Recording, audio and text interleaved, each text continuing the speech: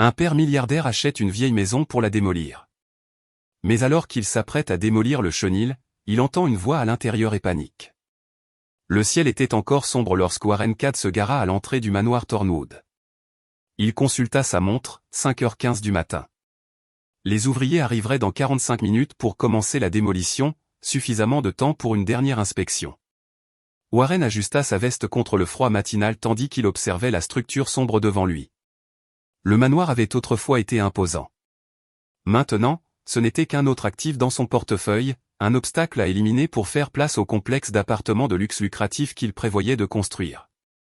3,5 millions pour cette ruine, marmonna-t-il en traversant le jardin envahi par la végétation. Ça vaudra chaque centime une fois que nous aurons fini. À 48 ans, Warren avait bâti un empire immobilier en achetant de vieilles propriétés, en les démolissant et en érigeant des structures modernes. Il n'était pas un homme de sentimentalisme. C'était un homme d'affaires. Son téléphone portable vibra. Un SMS de Jackson, le contremaître de la démolition, confirmant que l'équipe serait sur le chantier à 6 heures précises. Warren répondit par un simple « OK » et rangea l'appareil dans sa poche.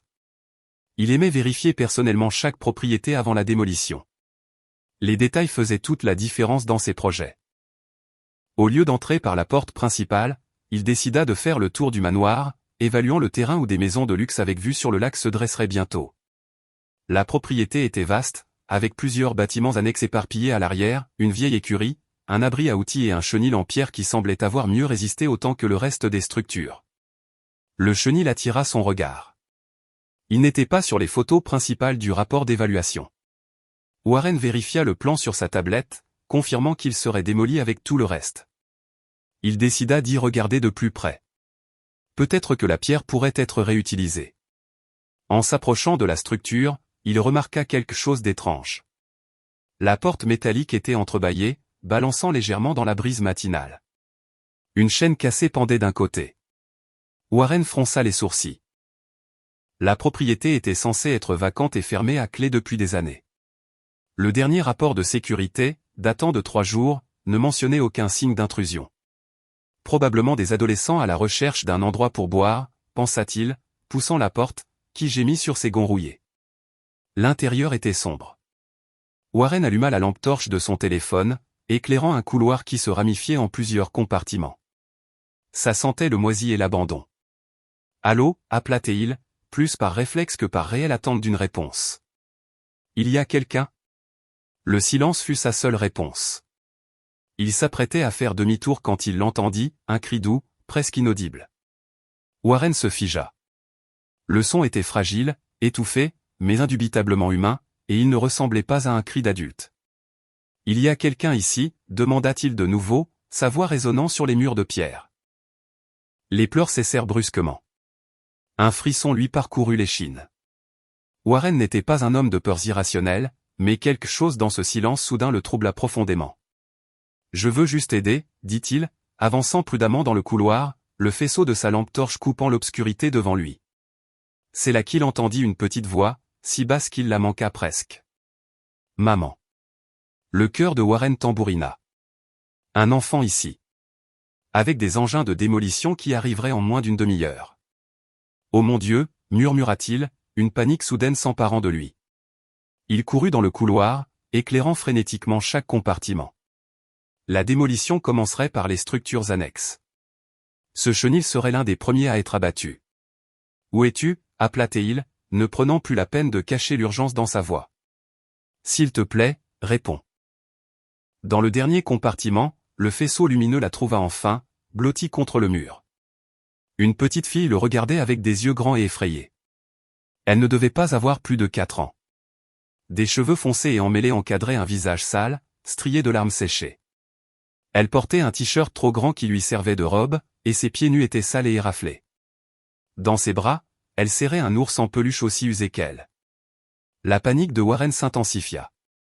Une enfant, une toute petite enfant, était sur le point d'être enterrée sous des tonnes de gravats.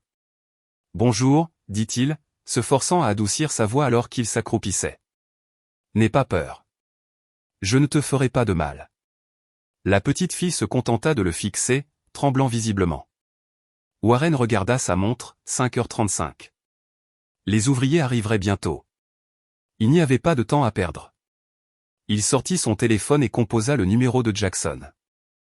Annulez tout, ordonna-t-il dès que le contremaître répondit. Qu'est-ce que vous voulez dire, monsieur Cad? Les hommes sont déjà en route. Annulez la démolition maintenant. Warren élevait rarement la voix, mais la panique était évidente. Il y a une enfant dans le chenil. Une toute petite enfant. Pour l'amour de Dieu, annulez tout immédiatement. Il raccrocha sans attendre de réponse et reporta son attention sur la petite fille, qui restait immobile, serrant son ours. Je dois te sortir d'ici, expliqua-t-il, essayant de paraître calme. Cet endroit n'est pas sûr. Je vais t'emmener quelque part au chaud avec de la nourriture. Ça te va? La petite fille ne répondit pas. Ses yeux, grands et effrayés, restaient fixés sur lui. Tu as froid? Demanda Warren, remarquant qu'elle tremblait. Sans attendre de réponse, il ôta sa veste et la lui tendit. Ça te tiendra au chaud. À sa surprise, l'enfant ne tressaillit pas lorsqu'il s'approcha pour lui mettre la veste sur les épaules. Le tissu l'engloutit entièrement, mais elle sembla se détendre un peu avec la chaleur. Tu as faim? Essaya-t-il de nouveau. J'ai du chocolat dans la voiture. Au mot « chocolat », quelque chose changea subtilement dans le regard de la petite fille. Sortons d'ici. D'accord? Warren tendit sa main avec hésitation. Je peux te porter? Ce sera plus rapide. Comme elle ne protesta pas, Warren prit cela pour un « oui ». Avec précaution, il la souleva, surpris de sa légèreté. La petite fille ne résista pas, se contentant d'ajuster son ours pour qu'il soit bien calé entre eux. En sortant du chenil, Warren aperçut les premiers camions arriver. Jackson courut vers lui, le visage masqué de confusion.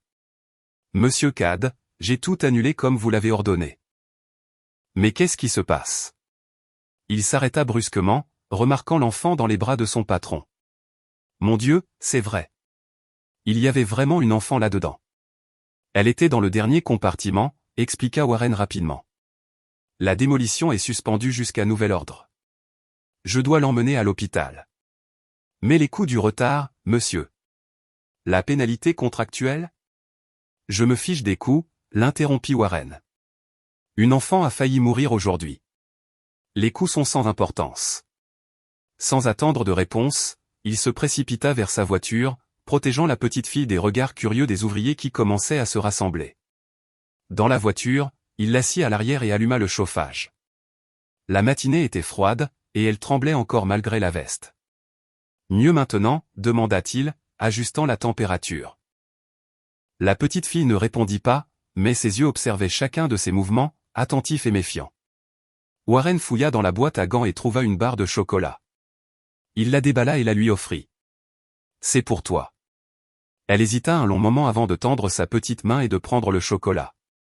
Elle ne le mangea pas immédiatement, le tint simplement comme si elle attendait une permission. « Tu peux le manger », l'encouragea Warren. « Il est tout à toi. » Ce n'est qu'alors qu'elle prit une petite bouchée, ses yeux ne quittant jamais son visage. Après la première bouchée, elle dévora le reste rapidement, confirmant ce que Warren soupçonnait. Elle était affamée. « Nous allons chez le médecin, d'accord? Juste pour s'assurer que tu vas bien. » Warren démarra la voiture et quitta la propriété, observant dans le rétroviseur la petite fille s'être recroquevillée dans sa veste, créant un cocon protecteur autour d'elle et de l'ours. Pendant les 20 minutes de trajet jusqu'à l'hôpital le plus proche, il essaya plusieurs fois d'engager la conversation. « Comment tu t'appelles? Où est ta maman? Comment as-tu atterri dans cet endroit? » Pas de réponse. La petite fille resta silencieuse, comme si elle avait oublié comment parler ou si elle avait décidé de ne plus parler. À l'hôpital, la présence imposante de Warren, son costume coûteux sous sa veste manquante, sa montre de luxe, son ton autoritaire assura une attention immédiate. Une infirmière bienveillante prit en charge les soins de la petite fille, qui, de manière inattendue, s'accrocha à la main de Warren lorsqu'ils essayèrent de l'éloigner. « Tout va bien », l'assura-t-il, surpris par sa réaction. « Ils veulent juste t'examiner, voir si tu vas bien. Je t'attendrai ici. » La petite fille hésita, ses yeux cherchant confirmation sur son visage. Finalement, elle lâcha sa main et suivit l'infirmière à pas hésitants, l'ours fermement serré dans ses bras. En attendant, Warren passa des appels. D'abord à son avocat, expliquant la situation et demandant des conseils juridiques. Puis à son assistante, annulant tous ses rendez-vous de la journée. Enfin, au contremaître, confirmant la suspension indéfinie de la démolition. Monsieur Cad. Warren leva les yeux. Un médecin d'âge moyen l'observait avec une expression grave. « Comment va-t-elle » demanda-t-il en se levant. « Venez avec moi, s'il vous plaît. » Warren suivit le médecin jusqu'à un petit bureau adjacent au service de pédiatrie. « La petite fille est malnutrie et légèrement déshydratée », expliqua le médecin, consultant ses notes. « Elle a quelques vieilles contusions, mais rien de récent ni d'indicatif d'abus systématique. Je dirais qu'elle a passé quelques jours sans soins appropriés. » Et pourquoi ne parle-t-elle pas? Cela pourrait être un traumatisme. Les enfants réagissent différemment aux situations de stress extrême. Le mutisme sélectif est courant dans des cas comme celui-ci. Elle doit d'abord se sentir en sécurité. Warren hocha la tête, traitant l'information. Avez-vous pu l'identifier? Non. Aucun document, aucune identification. Nous avons déjà alerté les autorités et vérifié le système d'enfants disparus, mais jusqu'à présent, rien. C'est comme si elle n'existait pas officiellement. Warren sentit une boule dans son estomac. Que se passe-t-il maintenant? Eh bien, physiquement, elle ira bien. Elle aura besoin d'un régime spécial pendant quelques semaines pour retrouver un poids approprié. Quant à l'aspect psychologique, difficile de dire sans savoir ce qu'elle a traversé. Et légalement. À ce sujet. Le médecin ajusta ses lunettes. Les services de protection de l'enfance ont déjà été avertis. Une travailleuse sociale devrait arriver d'un instant à l'autre. Comme sur commande, une femme d'apparence sévère frappa à la porte ouverte. « Docteur Harrison, je suis Elena Michael des services de protection de l'enfance. » Elle entra, jetant un regard évaluateur à Warren. « Et vous devez être Monsieur Cad, qui a trouvé la mineure. » Warren se leva, tendant la main. « Oui, Warren Cad. » Elena lui serra brièvement la main et se tourna vers le médecin. « Comment va-t-elle » Le médecin répéta le diagnostic, ajoutant que la petite fille pourrait sortir dans quelques heures, à condition qu'elle reçoive des soins appropriés. « Très bien, » dit Elena, ouvrant son dossier. « J'ai déjà arrangé une place au foyer d'État. Elle y restera pendant que nous enquêtons sur son cas et cherchons des parents. » Warren sentit un étrange pincement au cœur. « Foyer ? Oui, Monsieur Cad. C'est la procédure standard. Le foyer dispose d'installations adéquates et de professionnels qualifiés pour gérer des cas comme celui-ci. Quelque chose dans la manière clinique dont elle parlait le gênait profondément. Il pensa à la petite fille effrayée qu'il avait trouvée dans ce chenil sombre. Il pensa à la façon dont elle s'était accrochée à sa main comme s'il était sa seule ancre dans un monde inconnu. Il pensa au poids presque inexistant de son corps lorsqu'il la portait. « Non, » dit-il fermement, se surprenant lui-même. « Pardon ?» Elena leva un sourcil. « Elle vient avec moi. » Elena et le médecin échangèrent des regards. « Monsieur Cad » commença la travailleuse sociale, d'un ton condescendant. « Ce n'est pas si simple. Il y a des procédures, des évaluations, des exigences légales. » « Alors dites-moi ce que je dois faire » l'interrompit Warren, en utilisant le même ton décisif qu'il employait dans les négociations difficiles. « Je veux assumer sa tutelle temporaire pendant que tout cela est réglé. » Elena l'étudia un instant comme pour sonder ses intentions. « Pourquoi » demanda-t-elle finalement. « Vous n'avez aucune obligation envers cet enfant. » Warren n'avait pas de réponse toute prête, du moins pas une qui ait un sens logique. Comment expliquer la panique qu'il avait ressentie en entendant ce cri dans le chenil quelques minutes avant la démolition? Comment justifier la certitude absolue qu'il ne pouvait pas simplement la laisser au système et reprendre sa vie? « Parce que je l'ai trouvée » dit-il simplement. « Et peut-être que ça veut dire quelque chose. » Elena soupira, se massant les tempes. « M. Cad, je comprends votre impulsion humanitaire, mais il y a des protocoles à suivre. Nous devrions faire une vérification des antécédents, une inspection de domicile, des entretiens de personnalité, et même dans ce cas, la décision finale revient au juge. »« Faites tout ce qu'il faut, » répondit Warren, sortant déjà son téléphone. « Mon avocat sera en contact aujourd'hui pour accélérer le processus. En attendant, je ne vois aucune raison pour qu'elle ne puisse pas rester avec moi au lieu d'aller dans un foyer impersonnel. » Le médecin, qui avait observé l'échange avec intérêt, intervint, « Si vous me permettez une opinion médicale, la stabilité est cruciale en ce moment. La petite fille a montré de la confiance en Monsieur Cad. Elle lui a tenu la main, a accepté de la nourriture de sa part. C'est significatif. Elena réfléchit un instant. Je peux autoriser une tutelle temporaire d'urgence sous réserve d'approbation judiciaire dans les 72 heures, concéda TL finalement. Mais je devrais visiter votre résidence aujourd'hui, et vous devrez signer plusieurs documents assumant la responsabilité. Pas de problème, dit Warren, ressentant un soulagement inattendu. Lorsqu'il revint dans la chambre où se trouvait la petite fille, il la trouva assise sur le lit, déjà propre et vêtue de vêtements d'hôpital. Son ours avait également été nettoyé et reposait sur ses genoux. Ses yeux s'illuminèrent subtilement en le voyant, bien que son visage restât sérieux. Warren tira une chaise et s'assit à côté d'elle. « Salut encore, dit-il doucement. Tu as l'air mieux. » Elle le regarda en silence, mais quelque chose dans sa posture avait changé. Elle semblait moins tendue, moins effrayée. « Je pensais, » continua Warren, incertain de la marche à suivre, « que tu pourrais peut-être venir chez moi pour un moment. J'ai une chambre d'amis, et nous pourrons t'acheter de nouveaux vêtements, et pour ton ami aussi, ajouta-t-il, désignant l'ours. La petite fille ne sourit pas, mais ses petits doigts caressèrent la fourrure usée de l'ours comme si elle communiquait la nouvelle au jouet. « Alors, qu'en penses-tu ? Tu veux venir avec moi ?» Elle ne répondit pas par des mots, mais tendit timidement sa main libre et toucha celle de Warren, un geste si petit et pourtant si monumental à la fois. À cet instant, sous la douce lumière de l'hôpital, un lien encore informel commença à se former entre deux étrangers que le destin avait réunis par une porte entrebâillée.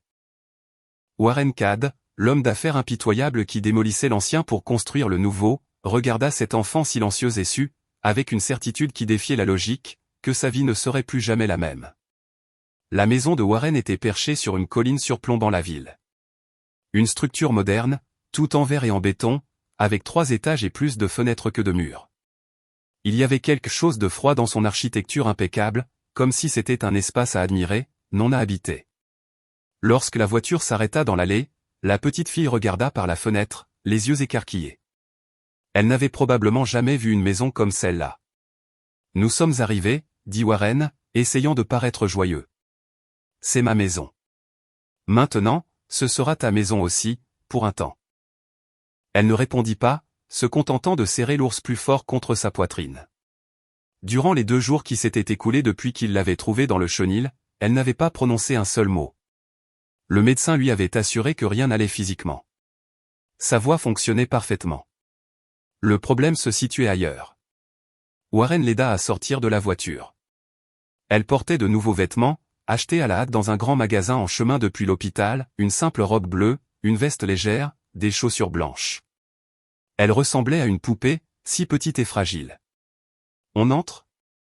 Il commence à faire froid, » suggéra Warren en lui tendant la main. À sa surprise, elle l'accepta, ses petits doigts s'entremêlant aux siens. C'était un geste petit mais significatif. La porte principale s'ouvrit automatiquement à leur approche, faisant partie du système de sécurité intelligent de la maison. La petite fille recula, surprise. « Tout va bien », l'assura Warren. « C'est juste la porte. Elle s'ouvre toute seule quand on s'approche. » Ils entrèrent dans le hall d'entrée spacieux avec son sol en marbre et son escalier flottant menant aux étages supérieurs. La lumière de fin d'après-midi filtrait par les fenêtres de toit, créant des motifs dorés sur le sol. « Suzanne », appela Warren. « Nous sommes rentrés. » Suzanne Finch, la gouvernante qui travaillait pour lui depuis 8 ans, apparut de la cuisine. C'était une femme d'une 60aine d'années, avec des cheveux gris toujours tirés en chignon, et une attitude à la fois bienveillante et efficace. Monsieur Cad le salua-t-elle, puis son regard tomba sur la petite fille. « Et voici notre invité spécial. » Warren avait appelé Suzanne la veille, lui expliquant la situation inhabituelle. Elle avait écouté sans poser de questions, l'une des qualités qu'il appréciait le plus chez elle. « Suzanne s'occupera de la maison et préparera nos repas », expliqua Warren à la petite fille. « Elle fait les meilleurs cookies du monde. » La petite fille observa la gouvernante avec le même regard attentif et méfiant qu'elle dirigeait vers tout. « Bonjour, ma chérie, » dit Suzanne, s'accroupissant un peu, mais gardant ses distances. « C'est un plaisir de te rencontrer. » Pas de réponse, juste ses grands yeux observateurs. « La chambre est prête », informa Suzanne Warren. « J'ai suivi vos instructions. J'espère que cela convient. J'en suis sûr. On monte voir? La dernière partie était destinée à la petite fille, qui serrait toujours sa main. Ils montèrent les escaliers lentement, respectant le rythme de l'enfant de 4 ans. Au 2e étage, ils longèrent le couloir jusqu'à la dernière porte à droite. Ce sera ta chambre, annonça Warren, ouvrant la porte. Qu'en penses-tu? C'était l'une des chambres d'amis, rapidement adaptée pour un enfant. Les murs étaient d'un bleu doux. Le lit avait un baldaquin blanc, et il y avait un petit fauteuil dans un coin. Une bibliothèque avec quelques livres pour enfants et une commode complétaient le mobilier. Rien de trop élaboré. Warren n'avait pas eu le temps d'engager un décorateur, mais c'était propre, spacieux et accueillant. La petite fille entra avec hésitation, ses yeux balayant chaque détail de la pièce. Elle s'arrêta devant la fenêtre, qui offrait une vue sur le jardin arrière. La salle de bain est ici, continua Warren, lui montrant une porte à proximité. Elle a tout ce dont tu as besoin à l'intérieur. Elle se tourna vers lui, puis marcha vers le lit et s'assit sur le bord, l'ours fermement dans ses bras. Tu as faim? Suzanne a préparé le dîner. Pas de réponse, juste ce regard fixe et observateur. Eh bien, je te laisse t'installer. Je serai en bas si tu as besoin de quoi que ce soit. Warren partit, refermant la porte à moitié. Il resta dans le couloir un instant, incertain de ce qu'il devait faire. Il n'avait jamais vécu avec un enfant auparavant, pas même quand Silas était petit, car il travaillait tellement qu'il était rarement à la maison. Il ne savait pas comment agir, quoi dire. Au rez-de-chaussée, il trouva Suzanne dans la cuisine. « Comment va-t-elle » demanda la gouvernante en finissant de préparer le dîner. Silencieuse. N'a pas dit un mot. Donnez-lui du temps. Les enfants ont leur propre rythme. Warren hocha la tête, bien qu'il ne sût pas combien de temps il faudrait à cette petite étrangère pour commencer à lui faire confiance, ou si elle le ferait un jour. Ils dînèrent en silence ce premier soir. Suzanne avait préparé du poulet rôti et des pommes de terre, un plat simple qu'elle imaginait plaire à n'importe quel enfant. La petite fille mangea peu, mais elle mangea. Warren essaya de converser quelques fois sans succès. Après le dîner, ne sachant que faire d'autre, Warren l'emmena au salon. « Tu veux regarder des dessins animés » demanda-t-il en allumant l'immense télévision à écran plat. La petite fille s'assit sur le canapé, silencieuse, l'ours toujours près d'elle. Warren navigua parmi les chaînes jusqu'à trouver un dessin animé coloré avec des animaux qui parlaient. Il s'assit à côté d'elle, gardant une distance respectueuse. Pendant 20 minutes, ils restèrent ainsi en silence, regardant les figures animées sur l'écran. Warren ne prêtait pas vraiment attention, plus préoccupé d'observer les réactions de la petite fille. Elle regardait avec un intérêt modéré, ses yeux se déplaçant occasionnellement pour examiner la pièce comme si elle mémorisait chaque détail. Le lendemain, la routine se répéta. Suzanne arriva tôt et prépara le petit déjeuner. La petite fille mangea en silence, observant tout. Warren lui montra le reste de la maison, son bureau, la salle de lecture, le jardin. Elle le suivit comme une petite ombre, silencieuse et attentive. Cet après-midi-là, Elena, la travailleuse sociale, fit sa visite de suivi. Elle parla avec Warren dans le salon pendant que la petite fille dessinait à une petite table à proximité. Elle demanda comment elle s'adaptait, s'il y avait des problèmes.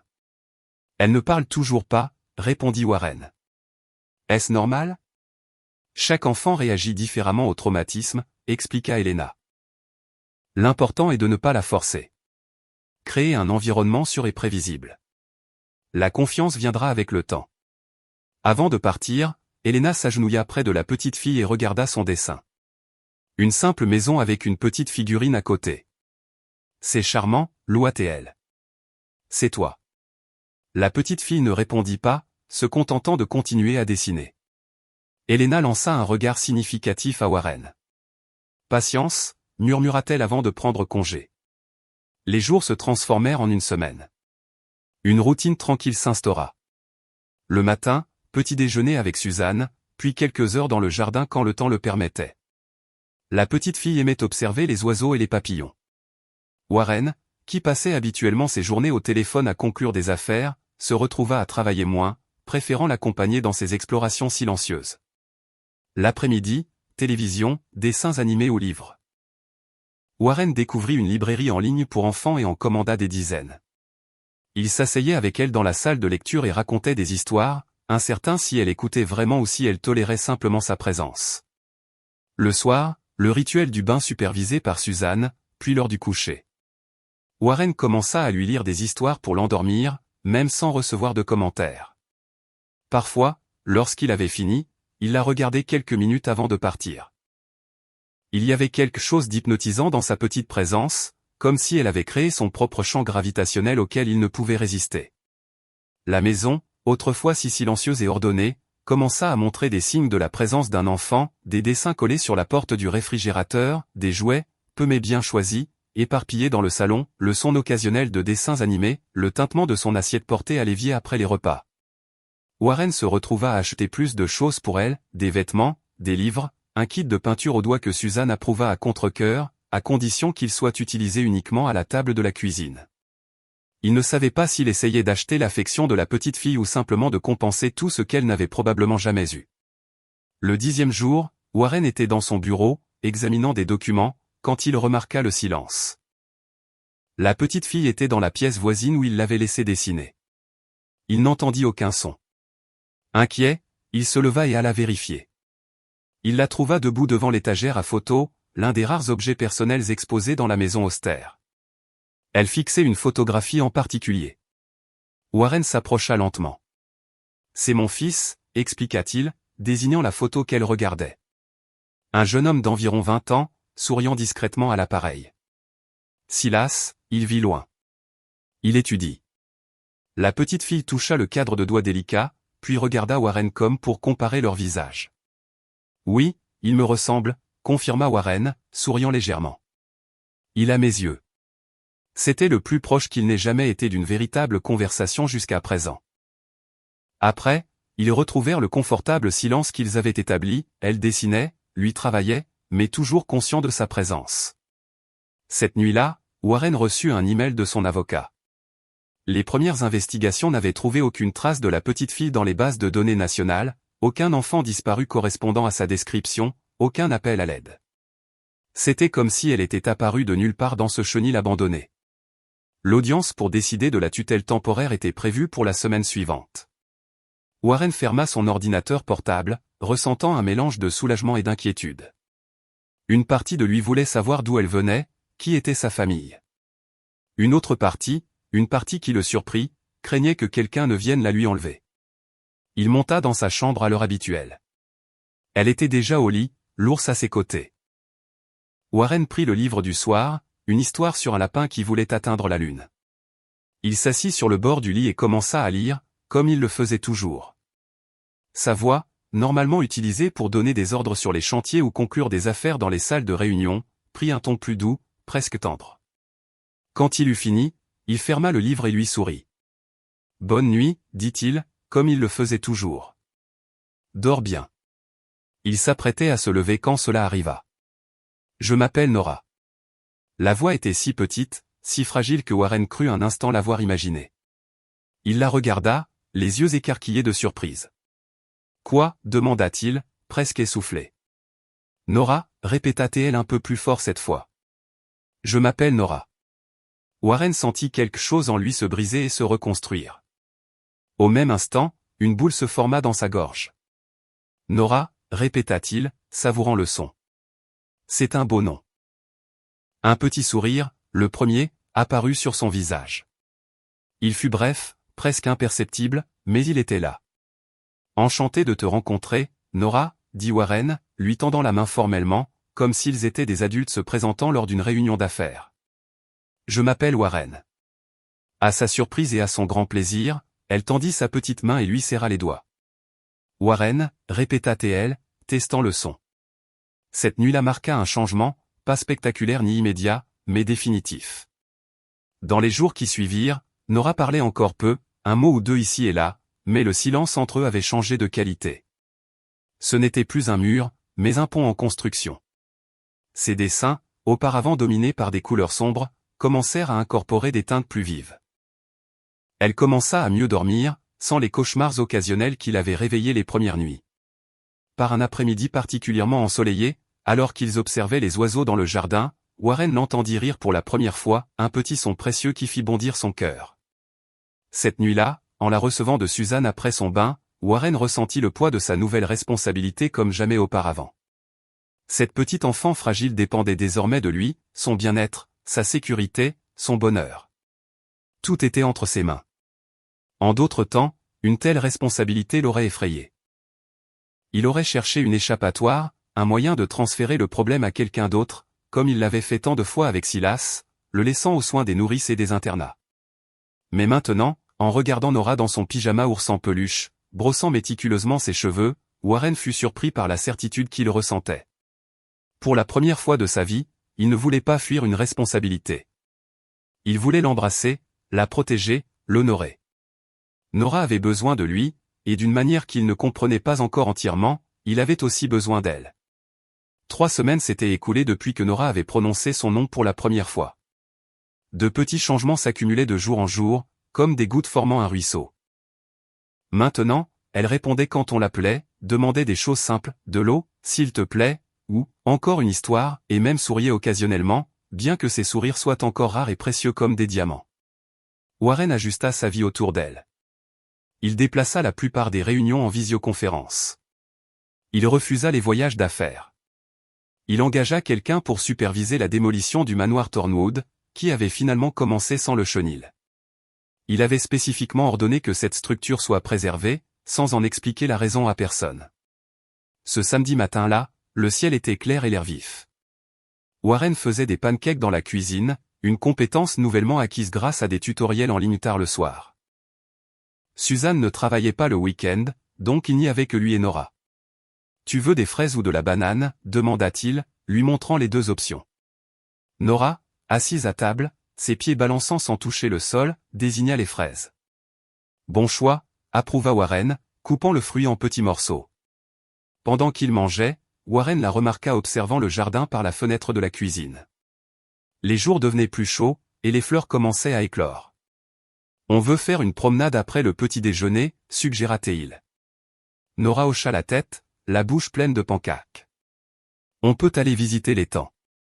Il y a des canards là-bas. » « Canards » répéta-t-elle comme pour tester le mot. Warren sourit. Chaque nouveau mot qu'elle prononçait était une petite victoire. Après le petit déjeuner, ils allèrent dans le jardin. Warren avait fait installer une balançoire et un petit toboggan la semaine précédente. Nora courut vers la balançoire, son activité préférée. Plus haut, demanda-t-elle tandis que Warren la poussait doucement. Encore un petit peu, accepta-t-il, toujours soucieux de la sécurité. En la regardant se balancer d'avant en arrière contre le ciel bleu, Warren pensa à la façon dont sa vie avait changé si radicalement en si peu de temps. Avant, ses week-ends étaient consacrés à des réunions informelles d'investisseurs, des dîners d'affaires, ou simplement à rattraper son travail. Maintenant, ils étaient remplis de pancakes, de balançoires et de simples découvertes. Après un certain temps dans le jardin, ils marchèrent jusqu'au petit étang artificiel à environ 500 mètres de la maison. C'était une zone commune de la communauté de luxe, mais rarement fréquentée. La plupart des résidents préféraient leur piscine privée. Ils s'assirent sur un banc au bord de l'eau. Nora jeta des morceaux de pain aux canards, qui s'approchèrent avidement. « Tu aimes les animaux ?» demanda Warren. « Oui », répondit-elle, observant un petit caneton nager derrière sa mère. « J'avais un chat. » Warren se figea. C'était la première fois qu'elle mentionnait quelque chose de son passé. « Tu en avais un ?» demanda-t-il doucement, essayant de ne pas montrer trop de surprise. « Comment était-il ?»« Orange » dit Nora, regardant toujours les canards. « Il s'appelait Sonny. »« Sonny ? Quel beau nom pour un chat orange. C'est maman qui l'a choisi. » Le cœur de Warren s'emballa. Il voulait en savoir plus, tout savoir, mais il craignait de la brusquer et de la faire se refermer. Il choisit d'attendre, la laissant continuer si elle le souhaitait. Après un long silence, pendant lequel Nora finit de nourrir les canards, elle regarda Warren. « Maman est au ciel maintenant. » Warren sentit une boule dans sa gorge. « Je suis tellement désolé, Nora. » Elle est tombée malade, continua la petite fille, sa voix petite mais claire. Elle a beaucoup toussé. Puis elle s'est endormie et ne s'est pas réveillée. Warren ferma les yeux un instant, absorbant le poids de ces mots simples qui portaient une énorme tragédie. « Tu étais seule après ça ?» demanda-t-il doucement. Nora hocha la tête. « J'ai eu faim et froid. J'ai attendu longtemps, mais maman ne s'est pas réveillée. Elle serra son ours en peluche, qu'elle transportait partout. Alors je suis allé chercher de l'aide. Et tu as trouvé le manoir, compléta Warren. J'ai marché longtemps, expliqua-t-elle. Il faisait sombre. J'ai vu la grande maison. Personne n'a répondu quand j'ai appelé. Il y avait un portail ouvert à l'arrière. Je suis entré parce qu'il pleuvait. Le chenil, murmura Warren, les pièces du puzzle s'assemblant. Il semblait plus chaud à l'intérieur, dit Nora simplement. Je suis resté là à attendre que quelqu'un se montre. Et quelqu'un s'est montré, pensa Warren. Par pur hasard, ou peut-être pas si fortuitement, il avait été là ce matin-là précis, quelques instants avant la démolition. S'il était arrivé quelques minutes plus tard, ou s'il avait ignoré les pleurs. Combien de temps es-tu resté là, Nora? Elle haussa les épaules. Beaucoup de jours. J'ai bu de l'eau de pluie. J'ai trouvé des choses à manger dans la poubelle. Elle regarda l'ours en peluche. Mais Fred était avec moi. Fred, répéta Warren, regardant l'ours usé. C'est un bon nom. C'est maman qui me l'a donné, expliqua Nora. Elle a dit que Fred me protégerait quand elle ne pourrait pas, Warren sentit ses yeux picoter. Il s'éclaircit la gorge, essayant de repousser l'émotion. Et il t'a protégé, acquiesça Théil. Fred a fait un excellent travail. Ils restèrent assis en silence pendant quelques minutes, regardant les canards nager. Puis Nora posa une question qui prit Warren par surprise. Tu vas partir toi aussi? La question le frappa comme un coup de poing. Sa voix ne trembla pas, mais ses yeux révélèrent une peur profonde et réelle. Warren s'agenouilla devant elle pour qu'ils puissent se regarder au même niveau. Non, Nora, je ne pars pas, promis. Je promets, Warren prit ses petites mains dans les siennes. Tu ne seras plus jamais seul. Quelque chose changea sur son visage. Une tension que Warren n'avait même pas réalisé qu'elle existait sembla s'apaiser. Nora ne sourit pas, ne pleura pas, se contenta de hocher la tête comme si elle acceptait un accord important. De retour à la maison après le déjeuner, Nora alla faire une sieste. Elle en avait encore besoin, surtout après des matinées émotionnellement intenses.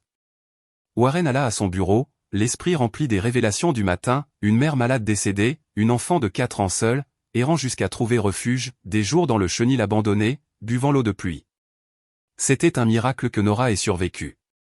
Assis à son bureau, il regarda la photo de Silas qu'il y gardait. Son fils avait maintenant 23 ans et étudiait l'architecture sur la côte est, à des milliers de kilomètres. Il ne s'était pas vu en personne depuis presque 2 ans. Warren prit le téléphone, envisageant de l'appeler. Quelle excuse donnerait-il pour cet appel soudain? Allô, mon fils. J'ai temporairement adopté une petite fille, et ça m'a fait réaliser à quel point j'étais un père absent pour toi. Il reposa le téléphone sur le bureau et ouvrit son ordinateur portable. Peut-être qu'un email serait mieux. Plus facile de choisir les bons mots sans le silence gênant à l'autre bout de la ligne. Il commença à taper, Silas, j'espère que tes études se passent bien. Je sais que ça fait longtemps que nous n'avons pas vraiment parlé. La vérité, c'est que quelque chose d'inattendu s'est passé qui a changé ma perspective sur beaucoup de choses. J'ai trouvé une enfant. Warren s'arrêta, relut ce qu'il avait écrit, et effaça tout. Il recommença, mon fils, j'ai beaucoup pensé à toi ces derniers temps, à la façon dont j'ai laissé le travail consommer tant de mon temps que je t'ai à peine vu grandir. Je voulais te dire que je suis désolé, que je le regrette profondément, que j'aurais aimé être un meilleur père. Il soupira et l'effaça de nouveau. Les mots semblaient vides, insuffisants pour exprimer ce qu'il ressentait vraiment. Une troisième tentative, Silas, te souviens-tu quand tu avais 5 ans et que tu t'es cassé le bras en tombant de cet arbre dans le vieux jardin? J'étais à une réunion importante et je ne suis pas allé à l'hôpital tout de suite. Quand je suis finalement arrivé, tu avais déjà ton plâtre, endormi par la morphine. Ta mère ne m'a pas parlé pendant des jours. Ce n'était qu'un des nombreux moments importants que j'ai manqués dans ta vie. J'ai choisi le travail d'innombrables fois plutôt que toi, convaincu que je construisais un avenir pour notre famille. Mais quel genre d'avenir est-ce où père et fils sont pratiquement des étrangers? Warren s'arrêta, sentant une boule dans sa gorge. C'était vrai. Tout ça. Il avait été un père absent, toujours trop occupé, toujours avec des choses importantes à résoudre. Le divorce quand Silas avait 12 ans n'avait fait qu'aggraver la situation. Les week-ends alternés se sont vite transformés en visites mensuelles, puis en rencontres occasionnelles pendant les vacances.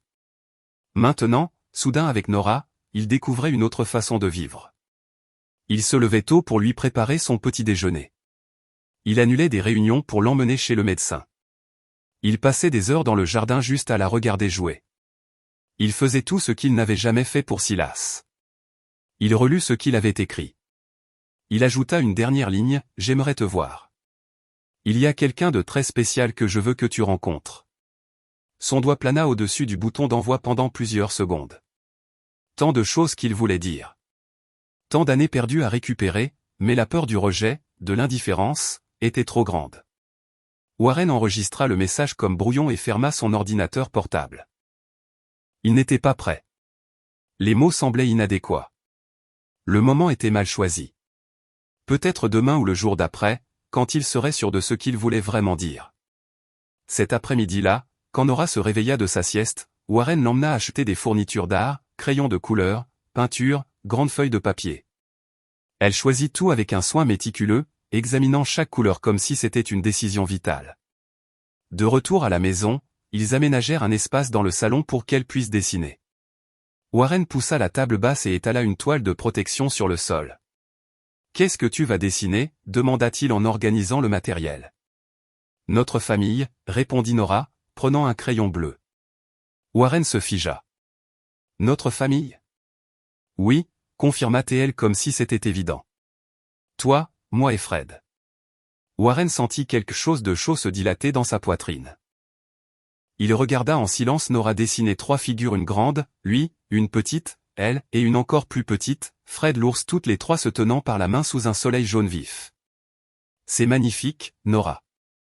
On peut le mettre sur le frigo ?» demanda-t-elle, levant le dessin pour qu'il le voie mieux. « Absolument » accepta Warren. « C'est l'endroit parfait pour ça. » Alors qu'il attachait le dessin au réfrigérateur avec des aimants colorés, Warren pensa de nouveau à Silas, à la façon dont il n'avait jamais accroché ses dessins quand il était petit.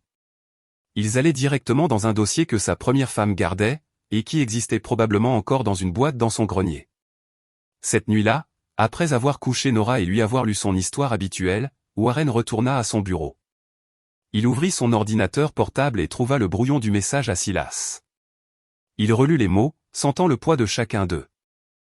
Son doigt se déplaça vers le bouton d'envoi, hésita un instant, puis il ferma l'email sans l'envoyer. Il n'était pas encore prêt. Les blessures étaient trop profondes, le fossé entre trop grand pour être traversé avec de simples mots tapés. Peut-être, pensa Warren, avait-il besoin de régler les choses avec Nora d'abord, de se prouver qu'il pouvait être le genre de père qu'un enfant méritait. Puis, quand il en serait sûr, il essaierait de reconstruire le pont avec Silas. Fermant son ordinateur portable, Warren se rendit dans la chambre de Nora pour la vérifier une dernière fois avant de se retirer, une nouvelle habitude qu'il avait développée. Il ouvrit la porte silencieusement. Elle dormait paisiblement, Fred fermement étreint. Son visage était détendu, en paix. Warren ressentit une vague de protection si intense qu'elle le déséquilibra presque. « Tu ne seras plus jamais seul » murmura-t-il si doucement qu'il entendait à peine sa propre voix. Mais Nora entendit. Un petit sourire apparut sur son visage alors qu'elle s'enfonçait dans le sommeil. « Je t'aime aussi » répondit-elle avec un soupir, déjà presque dans le monde des rêves. Warren quitta la pièce en se sentant différent, comme si une partie de lui qui avait été en sommeil pendant des années s'était enfin éveillée. Ce n'était pas seulement de la responsabilité qu'il ressentait. C'était cet amour inconditionnel et protecteur que seul un père peut ressentir. En regardant la chambre où Nora dormait, Warren réalisa que, sans le planifier ni le vouloir, il était redevenu père. Et cette fois, il se promit de faire les choses différemment. Il ferait mieux. La photo de Silas regardait Warren depuis le cadre sur l'étagère, un jeune homme de 23 ans à l'expression sérieuse et aux yeux qui ressemblaient aux siens. Une photo formelle prise lors de sa remise de diplôme au lycée il y a 5 ans, la dernière fois qu'ils avaient été ensemble plus de quelques heures tendues. Warren prit le cadre photo, passant son doigt sur la surface vitrée.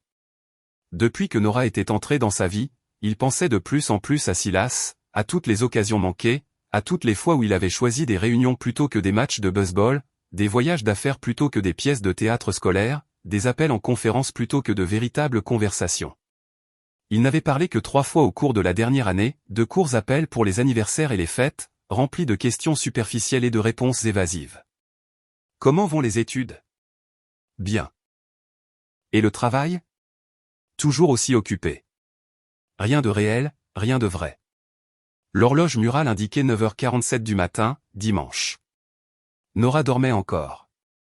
Elle était restée éveillée tard la veille, construisant un fort de coussins dans le salon. Warren tenait son téléphone portable à la main, le numéro de Silas affiché à l'écran. Il avait répété mentalement ce qu'il dirait, mais toutes les phrases semblaient inadéquates, insuffisantes. Il prit une profonde inspiration et appuya sur le bouton d'appel avant de perdre son courage. Une sonnerie. 2. 3. Allô? La voix de Silas semblait endormie. Warren réalisa trop tard qu'il l'avait probablement réveillé, à cause du décalage horaire de 3 heures sur la côte est. Silas. C'est ton père. Une pause. Papa, il s'est passé quelque chose? La voix de Silas passa d'endormi à inquiète en un instant. Non, rien ne s'est passé. Ou plutôt, beaucoup de choses se sont passées, mais rien de grave. Une autre pause, plus longue cette fois. D'accord. C'est étrange que tu appelles un dimanche matin. Ce n'est pas mon anniversaire ni rien. Warren sentit le poids d'années d'éloignement dans cette simple phrase. Son fils avait raison. Il n'appelait qu'à des occasions spécifiques, comme s'il suivait un protocole au lieu de maintenir une relation. Je sais. Warren ferma les yeux, cherchant le courage. J'avais besoin de te parler. Vraiment, cette fois. J'écoute. Warren marcha vers la fenêtre, regardant le jardin où Nora jouait tous les jours. Les mots qu'il avait répétés s'évanouirent. Seule la vérité demeurait. Je n'ai pas été un bon père, dit-il finalement, sa voix plus tremblante qu'il ne l'avait voulu. Je suis désolé. Je le suis vraiment. Il prit une profonde inspiration avant d'ajouter, et tu me manques. Le silence à l'autre bout de la ligne sembla durer une éternité. Warren n'entendait que sa propre respiration et, faiblement, le son d'une ville qui se réveillait, probablement le bruit venant de la fenêtre de l'appartement de Silas. Alors, je crois que j'attendais cette phrase depuis toujours. La réponse de Silas ne contenait ni colère ni amertume, juste une honnêteté brute qui faisait plus mal que n'importe quelle accusation. Je sais, répondit Warren. Et je regrette d'avoir mis si longtemps. Qu'est-ce qui a changé? Demanda Silas. Pourquoi maintenant? Warren n'avait pas prévu de lui parler de Nora au téléphone. Il voulait le faire en personne, voir la réaction de Silas, tout expliquer depuis le début. Mais quelque chose dans la question directe de son fils exigeait une honnêteté immédiate. Quelque chose d'inattendu s'est passé. Quelque chose qui a changé ma perspective sur beaucoup de choses. Warren hésita. Surtout sur le fait d'être père. Tu as rencontré quelqu'un? La question de Silas avait un ton prudent, comme s'il craignait que son père n'annonce un nouveau mariage ou une nouvelle relation. Ce n'est pas ça. Warren sourit presque à ce malentendu. C'est compliqué à expliquer par téléphone. Il y a quelque chose d'important que je veux te montrer. Quelque chose que tu dois voir en personne. Un autre silence, plus bref cette fois. Tu es en bonne santé? L'inquiétude était palpable dans la voix de Silas. Je vais très bien, mon fils. Ce n'est rien de tout ça. Warren hésita. C'est une bonne chose. Du moins, je crois que ça l'est. Il entendit Silas soupirer à l'autre bout. Tu ne vas pas me donner le moindre indice. Warren pensa à Nora, probablement encore endormie, serrant son ours en peluche inséparable. À la façon dont elle avait transformé sa maison et sa vie en quelques mois seulement, à la façon dont il voulait que Silas la rencontre. Je préférerais que tu le vois par toi-même. C'est important pour moi. Il y eut un bref silence, comme si Silas réfléchissait. Nos cours se terminent dans 2 semaines, dit-il finalement. Je peux rentrer après les examens finaux. Rentrer. Le mot resta suspendu entre eux. Silas appelait encore la résidence de son père, la maison. Même après des années passées loin, quelque chose en Warren se réchauffa à cela. Ce serait parfait, répondit-il, essayant de ne pas paraître trop impatient. Je peux t'envoyer un billet si tu veux. Pas besoin. J'ai assez d'argent. La réponse vint rapidement, presque défensivement. Des années de tentatives de Warren d'acheter l'affection de son fils avec des cadeaux coûteux avaient laissé des cicatrices. Bien sûr, tout ce que tu préfères. Un silence inconfortable s'installa de nouveau. Silas. Oui. Merci d'avoir accepté de venir. Ça représente beaucoup pour moi. Ne me remercie pas encore, répondit Silas, mais il y avait une légère touche d'humour dans sa voix. Je ne sais même pas ce que tu veux me montrer. Warren sourit. Je crois que la surprise te plaira. Maintenant, je suis curieux. Bien. Alors je te vois dans 2 semaines. Oui. Je t'enverrai le vol par SMS quand j'aurai acheté le billet. Lorsqu'ils raccrochèrent, Warren resta longtemps près de la fenêtre, le téléphone toujours à la main. Cela avait été plus facile qu'il ne l'avait espéré, plus difficile aussi, d'une certaine manière. Les mots simples, « je suis désolé. Tu me manques », avaient été les plus difficiles qu'il ait jamais prononcés et aussi les plus vrais. Un léger bruissement le fit se retourner. Nora se tenait dans l'embrasure du bureau, se frottant les yeux endormis. Fred fermement tenu dans ses bras. « Bonjour », dit-elle en bâillant. « À qui parlais-tu » Warren sourit, rangeant son téléphone dans sa poche. « À mon fils, Silas. Tu te souviens que je t'ai montré sa photo ?» Nora hocha la tête, soudain plus alerte. « Celui qui te ressemble sur les photos. » « C'est lui. » Warren s'accroupit pour être à sa hauteur. « Il vient nous rendre visite dans 2 semaines. Qu'est-ce que tu en penses ?» Les yeux de Nora s'écarquillèrent. « Est-ce qu'il m'aimera ?» La question, si directe et vulnérable, prit Warren par surprise. Il la serra dans une douce étreinte. « Il t'aimera. J'en suis sûr. » « Et s'il ne m'aime pas ?» insista-t-elle, l'inquiétude évidente dans sa petite voix. Warren recula légèrement pour la regarder dans les yeux.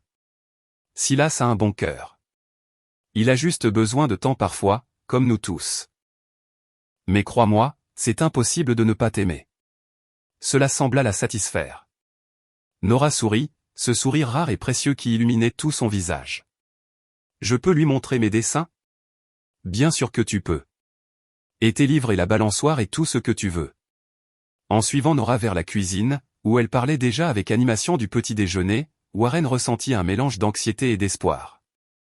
Dans 2 semaines, les 2 mondes qu'il avait gardés séparés se rencontreraient, son passé et son présent, le fils qu'il avait négligé et la petite fille qui lui apprenait à redevenir père.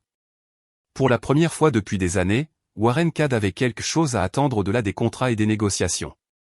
L'aéroport était bondé ce vendredi après-midi. Warren consulta le tableau des arrivées pour la 3e fois. Le vol de Silas avait atterri il y a 10 minutes. Il ne tarderait pas à franchir ses portes.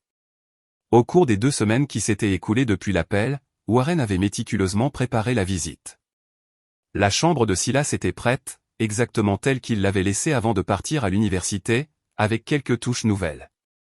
Le réfrigérateur était rempli de ses aliments préférés.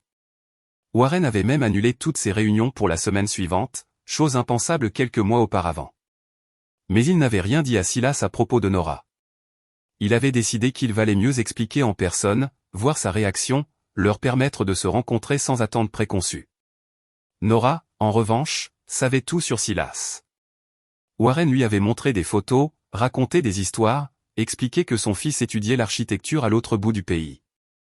Elle avait posé 1000 questions. S'il aimait dessiner comme elle, s'il savait faire des pancakes, s'il apporterait des cadeaux. La dernière question avait mis Warren mal à l'aise. Silas ne connaissait pas Nora. Comment apporterait-il des cadeaux ? Il est très occupé, expliqua Warren, se sentant coupable de cette demi-vérité. Mais je suis sûr que vous vous entendrez très bien tous les deux. Les portes automatiques s'ouvrirent, et un groupe de passagers commença à sortir. Warren étira le cou, cherchant parmi les gens, et puis il le vit. Silas avait l'air plus âgé que sur les photos récentes qu'il avait envoyées, plus grand peut-être, ou simplement plus mature. Il portait un jean, un simple t-shirt et une veste légère.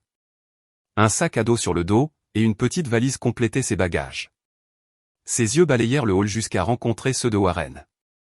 Il y eut un moment d'hésitation avant que Silas ne s'approche. Ils ne coururent pas s'embrasser comme tant d'autres familles autour d'eux.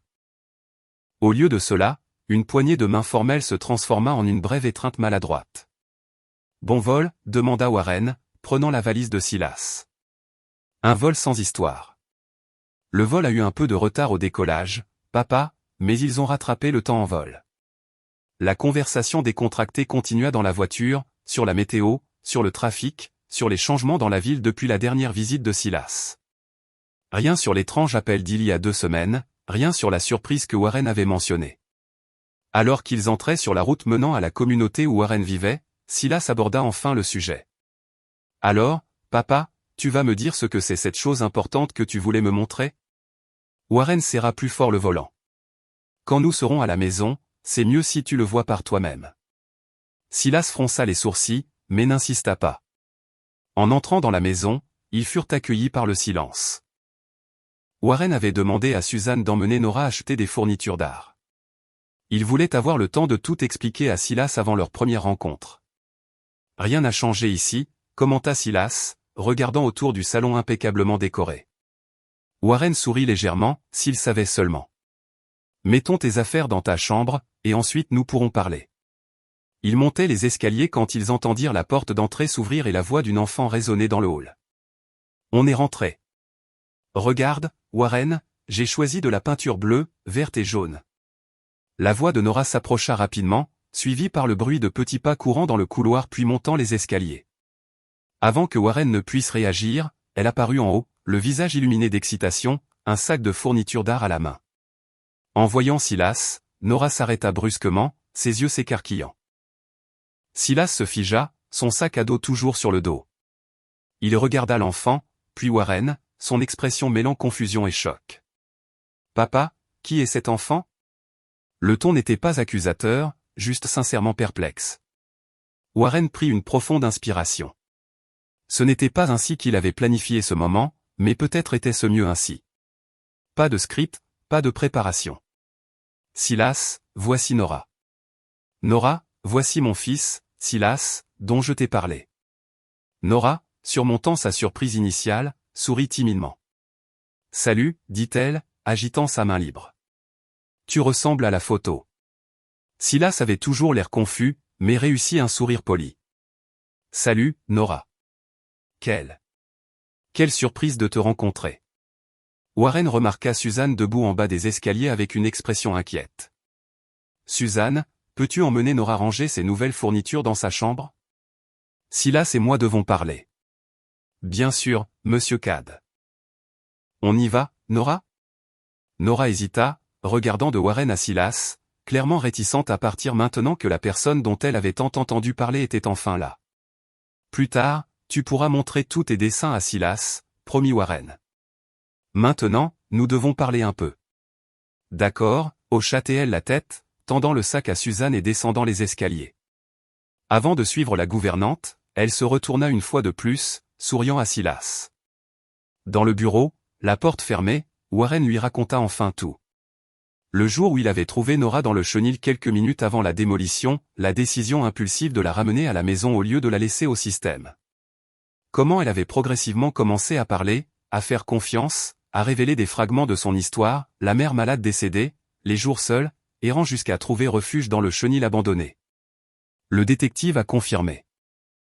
Il n'y a aucune trace d'elle nulle part. Aucune famille ne la cherche. C'est comme si elle était apparue de nulle part ce matin-là. Silas écouta en silence, hochant occasionnellement la tête, son expression indéchiffrable. Quand Warren eut fini, il demanda « Depuis combien de temps est-elle avec vous ?»« Presque 3 mois maintenant. »« Et que se passe-t-il maintenant ? Les services sociaux vont-ils lui trouver une famille ?» Warren hésita. « C'est ça, Silas. J'y ai beaucoup réfléchi. » Avant qu'ils ne puissent continuer, ils entendirent un léger coup à la porte. C'était Nora, tenant un papier coloré. « Je peux entrer ?» demanda-t-elle, passant la tête par la porte entr'ouverte. Warren regarda Silas, qui hocha la tête. « Bien sûr, ma chérie, » répondit Warren. Nora entra timidement, allant directement vers Silas. « J'ai fait un dessin pour toi, » dit-elle, lui tendant le papier. « C'est toi, Warren, et moi, et Fred aussi. » Silas prit le dessin. Il montrait 4 figures se tenant par la main, un grand homme aux cheveux gris, Warren, un homme plus jeune, Silas, une petite fille, Nora, et ce qui semblait être un ours en peluche marron, Fred. Au-dessus d'eux, un soleil jaune vif, et le mot « famille » écrit en grandes lettres colorées. Tu as écrit ça, demanda Silas, désignant le mot. Warren m'a appris les lettres, expliqua Nora fièrement. Je sais aussi écrire mon nom, et le tien. S-I-L-A-S, Silas sourit, son premier sourire véritable depuis son arrivée. Très bien. Et c'est un dessin incroyable. Il regarda Warren. Elle est intelligente. Très, accepta Warren, observant l'interaction le cœur serré. Nora, satisfaite de la réaction, sourit largement. Tu vas rester ici avec nous, demanda-t-elle. Pour quelques jours, répondit Silas, étudiant toujours le dessin. Je suis en vacances de l'école. Génial. Je peux te montrer mes autres dessins et mes livres et la balançoire dans le jardin? Silas regarda Warren comme pour demander la permission. Pourquoi ne montres-tu pas ta chambre à Silas? Suggéra Warren.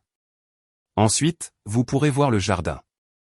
Alors que Nora partait, tirant Silas par la main, Warren resta dans le bureau, un mélange de soulagement et d'appréhension. La rencontre s'était mieux passée qu'il ne l'avait espéré, mais il ne savait toujours pas vraiment ce que Silas pensait de la situation. Quelques heures plus tard, Nora étant déjà au lit après avoir insisté pour que Silas lui lise son histoire du soir, les deux hommes s'assirent sur la véranda avec 2 bières. Le silence entre eux était lourd de questions non posées. Elle est incroyable, dit Silas finalement, brisant le silence. Si intelligente et si résiliente. Warren hocha la tête. Je n'aurais jamais cru que cela arriverait, admit-il, que je m'attacherais autant à quelqu'un en si peu de temps. Tu as changé, observa Silas. Tu es différent avec elle. L'observation contenait des années d'histoire inexprimées entre eux. Warren sentit le poids de ces mots. Silas, je sais que je n'ai pas été le père que tu méritais. J'étais toujours occupé, toujours à privilégier le travail. Il ne s'agit pas de moi maintenant, l'interrompit Silas sans ressentiment dans la voix. Il s'agit d'elle, de ce que tu vas faire. Warren prit une profonde inspiration. Qu'est-ce que tu penses que je devrais faire? Silas regarda la maison, la fenêtre de la chambre où Nora dormait. Elle t'a déjà choisi, dit-il simplement. Maintenant, c'est à toi de le faire. Les mots frappèrent Warren comme un éclair de lucidité. C'était exactement ça. Nora l'avait choisi dès le premier instant, lui faisant confiance alors qu'elle n'avait aucune raison de faire confiance aux adultes. Maintenant, c'était à lui de faire le choix conscient, officiel, permanent. Je vais lancer le processus d'adoption, dit-il, les mots sonnant juste dès qu'il les prononça. Je veux qu'elle soit ma fille légalement, pour toujours. Silas sourit, levant sa bouteille de bière dans un toast silencieux. Le matin était clair lorsque Warren se gara devant le bureau de Catherine Brenet, considérée comme la meilleure avocate en droit de la famille de la ville. Le bâtiment, une ancienne demeure rénovée, conservait son élégance classique à l'extérieur et son professionnalisme moderne à l'intérieur. « Es-tu sûr de vouloir y aller seul ?» demanda Silas, qui était resté avec Nora. « Oui, je le suis. »« Je dois d'abord comprendre tous les détails, » répondit Warren. « Ensuite, j'emmènerai Nora rencontrer Catherine. » Maintenant assis dans le fauteuil en cuir devant l'avocate d'âge mûr, Warren ressentait un mélange de détermination et d'anxiété qu'il n'éprouvait même pas dans les plus grandes affaires de sa carrière. « Alors, » dit Catherine après avoir écouté toute l'histoire, « vous voulez adopter Nora de manière permanente. » Oui, j'ai sa tutelle temporaire depuis presque 3 mois maintenant. Je veux que ce soit officiel, permanent. Catherine hocha la tête, prenant quelques notes. D'après ce que vous me dites, nous avons un dossier solide. Pas de parents identifiés. Vous avez déjà établi un lien significatif. Les rapports des travailleurs sociaux sont favorables. Elle regarda Warren par-dessus ses lunettes. Mais, je dois être clair sur tous les aspects légaux, y compris les obstacles potentiels. Warren se déplaça sur sa chaise. Quels obstacles? Le principal est la possibilité, aussi minime soit-elle, qu'un membre de la famille de Nora apparaisse pendant le processus. Catherine feuilleta ses notes. Selon votre enquête privée, il n'y a pas de trace officielle d'elle. C'est inhabituel, mais pas impossible dans les cas de mères immigrées sans papier ou de personnes vivant hors réseau. Et si quelqu'un apparaît? L'avocate prit une profonde inspiration. Cela dépend de qui c'est et des circonstances. Un proche parent-père, grand-parent, tante, oncle pourrait réclamer la tutelle. Le système privilégie généralement les liens biologiques, surtout dans les cas de jeunes enfants. Warren sentit un pincement au cœur. Même si elle est en sécurité et bien avec moi? Même si elle ne veut pas partir? La loi considère l'intérêt supérieur de l'enfant, mais il y a une présomption que le fait d'être avec sa famille biologique est généralement cet intérêt supérieur. Catherine adoucit son ton. Je ne dis pas que cela arrivera, juste que nous devons être préparés à cette éventualité. Warren resta silencieux un instant, absorbant l'impact de ses mots. L'idée de perdre Nora au profit de quelqu'un qui n'avait jamais été présent, qui ne l'avait même pas cherché quand elle en avait le plus besoin, était insupportable. Quelles sont les chances réelles que cela se produise? Honnêtement, faibles. 3 mois se sont déjà écoulés sans que personne ne la cherche. L'enquête n'a rien trouvé. Mais le tribunal exigera une période de recherche de parents et de publication d'avis avant de finaliser l'adoption. C'est un protocole standard. Warren passa une main dans ses cheveux. Combien de temps prend tout le processus? Dans des circonstances normales, 6 mois à 1 an, mais je peux demander une accélération, compte tenu du temps qu'elle est déjà avec vous, et du fait qu'il n'y a pas d'autres candidats à l'adoption. Lorsque Warren quitta le bureau, il emportait un dossier rempli de formulaires à remplir et une nouvelle inquiétude pesant sur ses épaules. La possibilité, aussi lointaine soit-elle, de perdre Nora était comme une ombre planant sur sa détermination. À la maison, il trouva Nora et Silas dans le jardin. Elle lui montrait comment elle pouvait se balancer seule sans être poussée. « Regarde, Warren, regarde comme je vais haut. » Warren força un sourire, cachant son inquiétude. « Incroyable, Nora. Tu voles presque. » Pendant le dîner, Warren resta silencieux, répondant aux questions de Nora par de courtes phrases, l'esprit ailleurs. Quand vint l'heure de la coucher, elle le surprit par une question. « Tu es triste avec moi ?» La question le prit au dépourvu. « Bien sûr que non. Pourquoi penses-tu ça? Tu es différent. Tu n'as pas souri aujourd'hui. Tu n'as pas raconté d'histoire drôle à l'heure du bain. » Warren s'assit sur le bord du lit, touché par sa perception. « Je ne suis pas triste avec toi, Nora. Je ne pourrai jamais l'être. Je pense juste à des choses d'adultes. » Des choses ennuyeuses? Oui, des choses très ennuyeuses. Il sourit sincèrement pour la première fois cette nuit-là. Mais rien pour toi de t'inquiéter. Nora ne sembla pas convaincue, mais elle accepta l'explication. Warren lui lut son histoire habituelle, lui donna un baiser de bonne nuit et partit, laissant la porte entr'ouverte. Dans le couloir, il trouva Silas qui l'attendait. « Comment ça s'est passé avec l'avocate ?» Warren lui fit signe de le suivre jusqu'au bureau où il pourrait parler sans que Nora n'entende. « Le processus semble simple, expliqua-t-il, versant 2 verres de whisky. Mais il y a des complications potentielles. » Silas écouta attentivement pendant que Warren lui expliquait tout ce que Catherine avait dit. Quand il eut fini, son fils resta silencieux un instant. « Je comprends ton inquiétude, dit-il finalement. Mais les chances semblent vraiment minimes. Même minimes, elles existent. Et si quelqu'un apparaissait de nulle part réclamant des droits sur elle? Quelqu'un qui ne s'est jamais soucié, qui ne l'a même pas cherché quand elle en avait le plus besoin. » Warren but une longue gorgée. « Silas, l'idée me rend malade. Peut-être devrais-tu garder les choses en perspective et ne pas laisser la peur dominer tes actions, suggéra Silas. Nora a besoin que tu sois stable. » Warren hocha la tête pensivement. « Tu as raison. Je dois rester calme pour elle. » Mais dans les semaines qui suivirent, même après le retour de Silas à l'université, Warren ne put complètement se débarrasser de l'inquiétude. Le processus d'adoption avançait. Des formulaires furent remplis, des entretiens menés, des visites à domicile effectuées. Chaque étape rapprochait l'adoption, mais maintenait aussi vivante la possibilité de complications. Nora, sensible comme elle l'était, remarqua le changement. Elle commença à demander plus fréquemment si Warren l'aimait, si elle resterait pour toujours. Elle recommença à faire des cauchemars occasionnels, se réveillant en pleurant au milieu de la nuit. Elle ressent votre anxiété, expliqua Suzanne après une nuit particulièrement difficile où Nora s'était réveillée 3 fois en appelant Warren. Les enfants sont comme des éponges émotionnelles. Warren se reprocha. Son inquiétude affectait Nora, la faisant régresser. Il essaya de mieux cacher ses sentiments, de feindre une confiance qu'il ne ressentait pas pleinement, mais elle semblait voir à travers la façade. Un soir, en parlant à Silas au téléphone, Warren exprima sa frustration. « Je gâche tout. Elle allait si bien, si confiante. Maintenant, elle est de nouveau anxieuse, incertaine. Et c'est entièrement ma faute. Ce n'est pas ta faute d'être inquiet, répondit Silas. C'est naturel, tu l'aimes, mais ça l'affecte. Alors sois honnête, explique-lui d'une manière qu'elle comprenne. Les enfants remarquent quand on leur cache quelque chose. Peut-être que l'incertitude est pire que la vérité. Warren réfléchit à ce conseil pendant plusieurs jours. Finalement, par un après-midi tranquille, alors qu'ils coloriaient ensemble à la table de la cuisine, il décida de suivre la suggestion de Silas. Nora, commença-t-il, choisissant ses mots avec soin.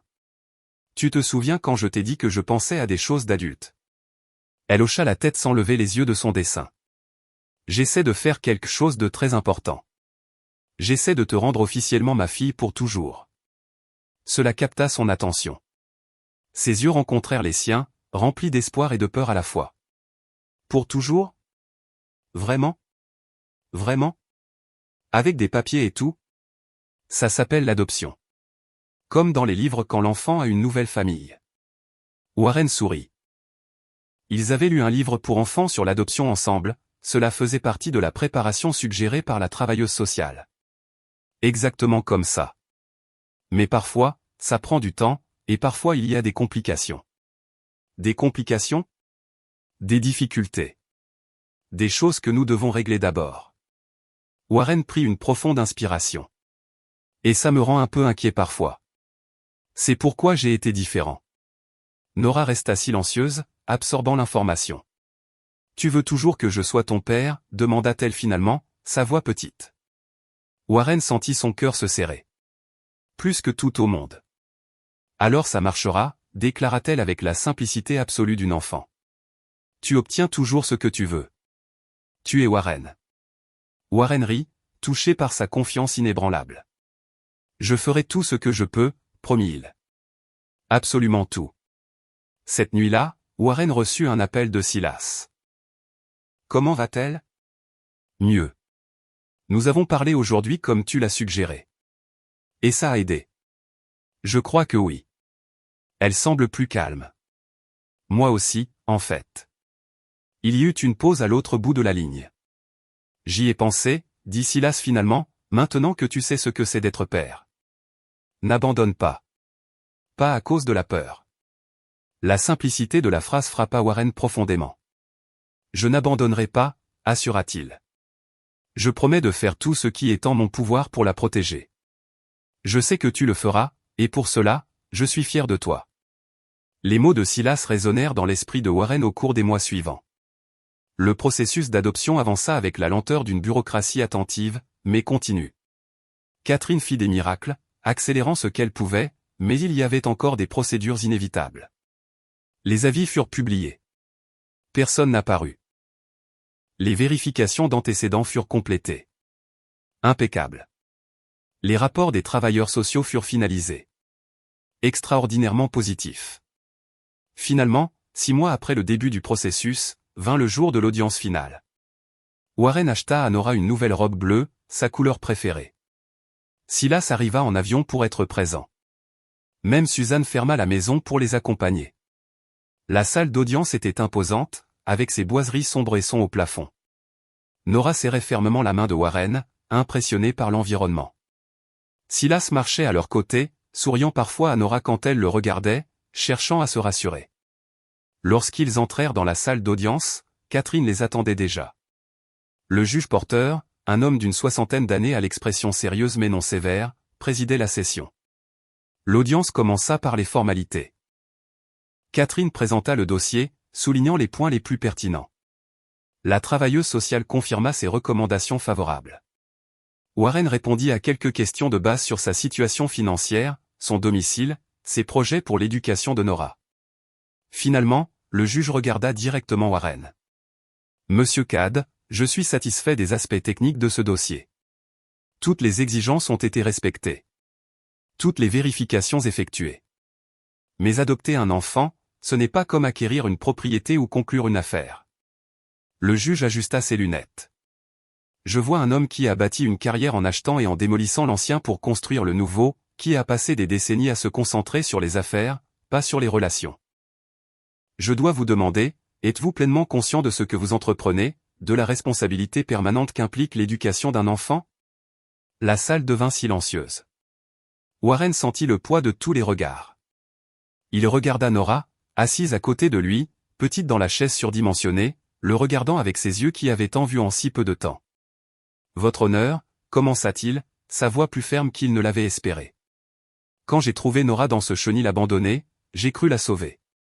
Je n'ai réalisé que plus tard que c'est elle qui m'a sauvé. » Warren fit une pause, choisissant ses mots avec soin.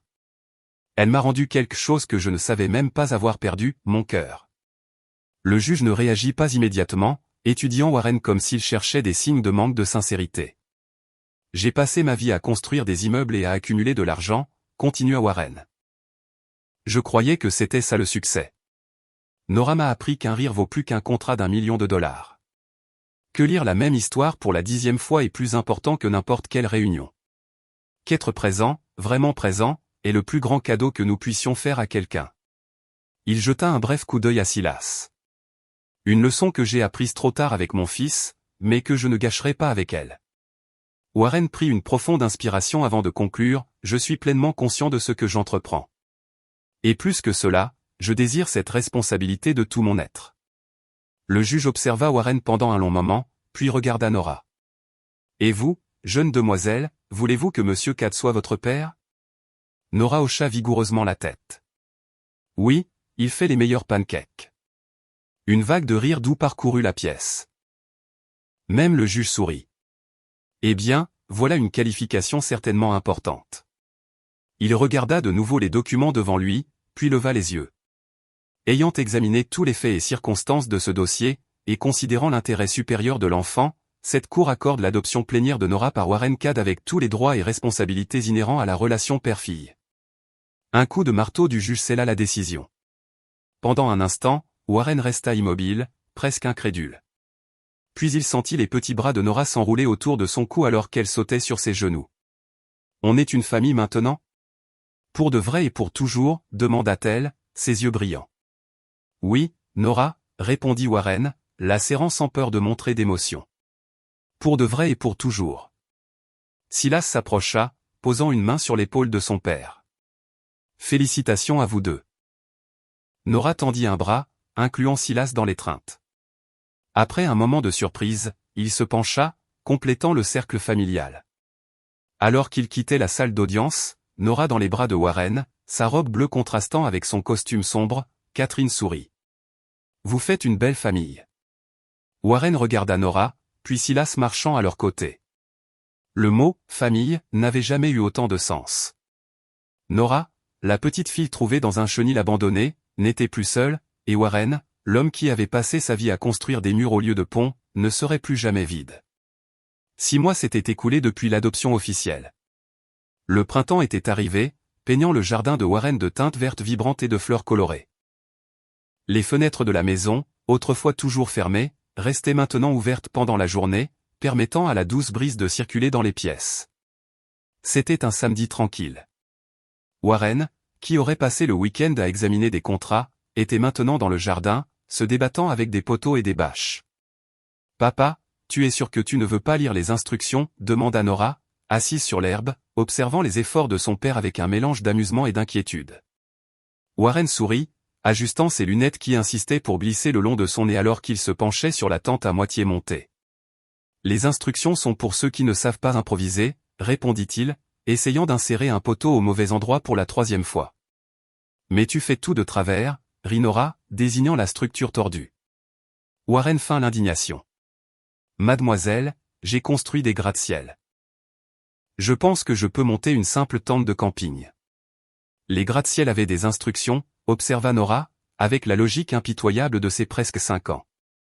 Elle se leva, ramassant le manuel froissé que Warren avait jeté. « Regarde, il est écrit ici, la partie bleue va en premier. » Warren accepta la défaite avec un soupir dramatique. « Très bien, architecte Nora. Montre-moi comment faire. » Ensemble, en suivant les instructions qu'elle lisait en réalité, en interprétant les dessins avec une précision surprenante, ils commencèrent à monter la tente correctement. Les petites mains de Nora tenaient les piquets pendant que Warren fixait les poteaux. « Ça va être trop cool », commenta-t-elle, excitée. On va dormir juste ici avec les étoiles? C'est le plan. Notre première nuit de camping. Fred peut venir aussi? Demanda-t-elle, faisant référence à son ours en peluche inséparable. Bien sûr, Fred fait partie de la famille. Ils étaient tellement concentrés sur la tâche qu'ils ne remarquèrent pas la voiture se garer. Ce n'est qu'en entendant le portail du jardin s'ouvrir qu'ils levèrent les yeux. On dirait que j'arrive juste à temps, observa Silas, portant un plateau avec des verres et une grande carafe. J'ai apporté des renforts pour les campeurs. Silas.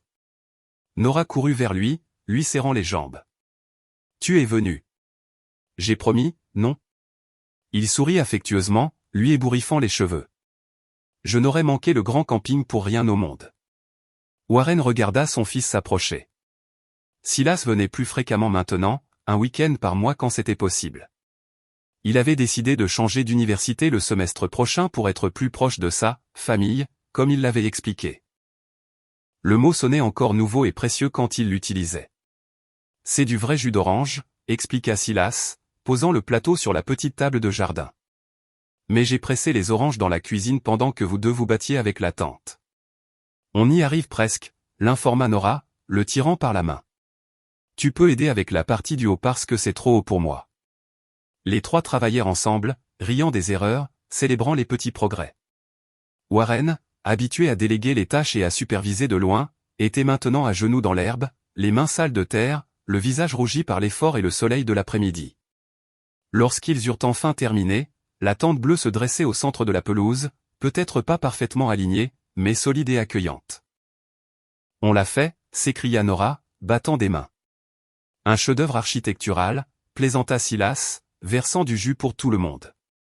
Ils s'assirent sur l'herbe autour de la tente, buvant le jus froid. Nora parla avec animation des guimauves qu'il ferait rôtir plus tard, quand il ferait nuit. Silas raconta des histoires de l'université, des projets pour l'avenir. La conversation coula naturellement, sans hâte ni formalité. Warren resta plus silencieux, savourant non seulement le jus, mais le moment. Il regarda son fils, maintenant plus détendu et ouvert qu'il ne l'avait jamais été à l'adolescence. Il regarda Nora, dont les yeux ne portaient plus cette peur constante des premiers jours. Il regarda le ciel, qui commençait à se teinter d'orange et de rose, annonçant le crépuscule. « À quoi penses-tu, papa » demanda Silas, remarquant son silence. Warren sourit. « À la façon dont tout change. »« Pour le mieux » demanda Nora, penchant la tête. « Définitivement pour le mieux. » Nora, satisfaite de la réponse, se leva pour explorer l'intérieur de la tente, emmenant Fred avec elle. Silas en profita pour s'approcher de son père. « Elle va si bien » commenta-t-il. « Si heureuse. »« Nous le sommes tous » répondit Warren. « Même toi, tu sembles plus léger » acquiesça Silas. Il est difficile de ne pas être affecté par sa joie. C'est contagieux. Lorsque Nora appela Silas pour l'aider à ranger les sacs de couchage à l'intérieur de la tente, Warren resta seul un instant, contemplant la scène. Son fils et sa fille riant ensemble en préparant leur petit camp improvisé. La maison en arrière-plan, plus une structure froide et impersonnelle, mais un véritable foyer avec des dessins sur le réfrigérateur, des jouets dans le couloir, de nouvelles photos sur les murs. Au cours de sa longue carrière, Warren Cad avait construit des tours qui touchaient le ciel, des complexes d'appartements de luxe, d'imposants centres commerciaux. Il avait transformé des terrains abandonnés en propriétés de valeur, démoli l'ancien pour ériger le nouveau. Son nom était gravé sur des plaques d'inauguration à travers la ville. Mais maintenant, observant cette simple tente bleue et les deux personnes les plus importantes de sa vie, il comprit enfin la vérité la plus fondamentale. Peu importe ce que l'on a bâti dans le monde, rien ne vaut plus que de bâtir un foyer. Warren sourit et rejoignit sa famille sous le ciel qui se remplissait lentement d'étoiles.